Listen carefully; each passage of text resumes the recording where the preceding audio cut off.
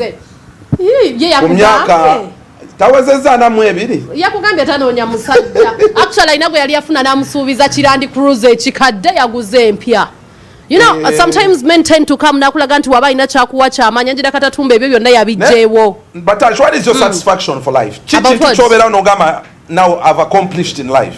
As long as you're okay as a woman, buli ombera nga ndi mukyala asobola okwebezaawo nti newe mba njagadde omuntu nja kumwagalako maybe ayina kyanyongerako but doesn't mean kyemwagalako. Akubezabezaawo isn't that an accomplishment? Ambezabezaawo omberezaawo ddala. If you are to kubeezaawo ddala.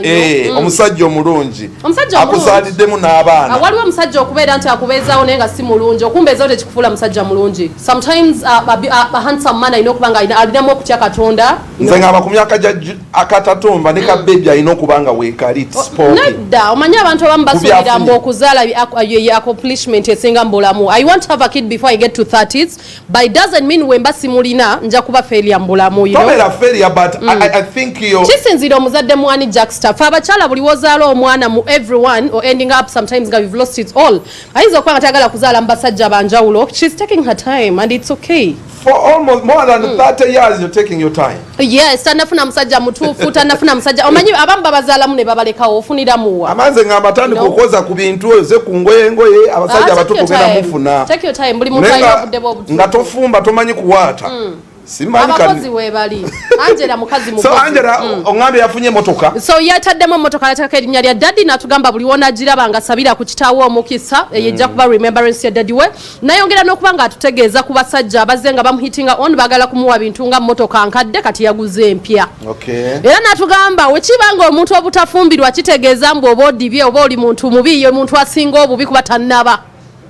She's not touching. She's and okay. That is what is hurting me. She's a hard-working woman. A beautiful girl like her. Ne waliyo ne handsome men abatanna wasanga bali mu 40s. Ati nabo babeera ba failure oba. Ate kikufuula failure. I believe buli muntu alina obudde bwe and buli muntu alina kalenda kwatambuliza obulamu bwe. Time factor, the many bit of it. Ate byebichi ajja kufuna. Otuukanga tokyazaala. Ajja kufuna I'm sure about it. Ne bw'oyagala takyajja. She's beautiful ajja kufuna. Achakola alimukola katulabe mbozi Angella Katatumba atunnyonnyole yo kubeera successful n'okubeera obulungi akitegeera atya ng'omukyala. Long time indeed.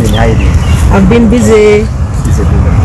Mbadde neekwese kubanga mwemanyi mutawaanya ebibuuzo byammwe ebitaggwa but I've been so busy though. I've been focusing on business, but also working on. I've just released my latest album, the Wendy album. Has 14 songs. We're going to YouTube, subscribing it. Angella Katatumba and enjoy my music. Why did you decide to call it Wendy? Because obviously Wendy is the biggest song on the album. Yeah, and Wendy is doing so well.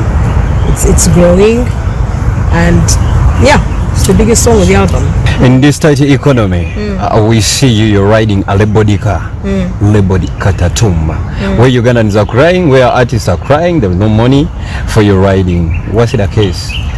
Of course, I thank God, and I thank my father, His Excellency Professor Boni Katatumba, and my mom Gertrude Katatumba. I mean, they've made it for me and my brothers, and they've given us such amazing lives and opportunities. So I just give them the honor and the glory after God. So that's why. That's when you see Katatumba, I want people to remember my papa, Boni Katatumba. So that's the reason I even labeled the car Katatumba, so they can remember what a great man he was, and I'm trying to elevate his legacy. They told us a man gave it to you. No, those men who were promising me cars, they were telling me they'll give me V8s, which first of all were even very old. They give me the V8s on condition I marry them. Of course, you don't fear marriage.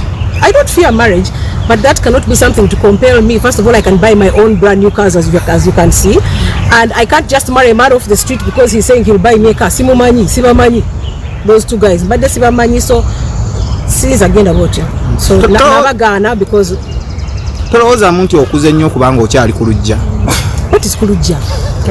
Nga toli mufumbo, you are not married, you are still single. I'm single. Auntie, don't you think that you are old enough okubanga okyali single?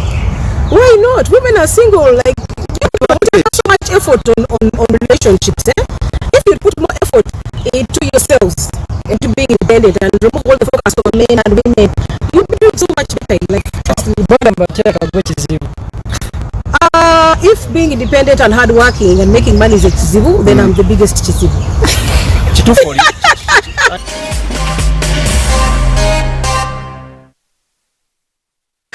Kale, there you go. Angella Katatumba. Angie, she's my friend. A beautiful Angie woman. Wange, my Angie. I love the level of independence in her. Timukazi aliya wanti neobadde mumugambe emyaka jidduka, she's not afraid of it, you know. Don't be on pressure. Abamu bakola ensobi lwa nsonga bwezi tu. So, however, I don't support someone to get into your 30s. Na ye buli muntu alina okukkiriza. Oze twafuira show bagizize emisana. Mbadde ngenda kubuuza ekibuuzo naye kankyesiggalize. Kireko ojja kukibuuza nga ojja kukimbuuza. I'm not afraid of Kale, bali okubuuza oba kikola atya naye kale sijja kikubuuza. I know your boyfriend. Kati, let's get to another story. Baba Ninze, there's been okugoba abayimbi mu masomero. Lately, Minister walaba yavaayo n'akyemphasize nga emphatically n'agamba buli muntu ayambala obubi n'abakyala naddala basooke baba banning out of school. Mulimu n'abaami abambala obubi ennyo.